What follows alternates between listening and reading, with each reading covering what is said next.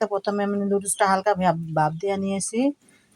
আর এবার দিয়ে দিলাম পেঁয়াজ কাঁচামরিচ, সাথে আরও দিয়েছি বোম্বাই মরিচ। যারা একটু ঝাল পছন্দ করেন, ঝাল লাভাররা একটু ঝাল বেশি দেবেন, আর বাচ্চারা খেলে তো ঝাল কমই দেবেন।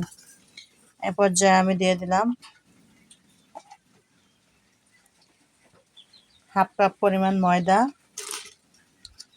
দিয়ে দিলাম একটা ডিম, আমি দিলাম নুডলসের মশলা,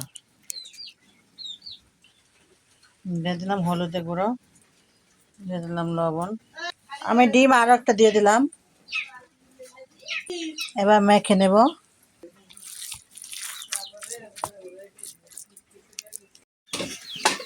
চুলায় তেল দিলাম, তেল গরম হয়ে গেছে। এ পর্যায়ে আমি পকোড়াগুলো দিয়ে দেবো ছোটো ছোটো করে।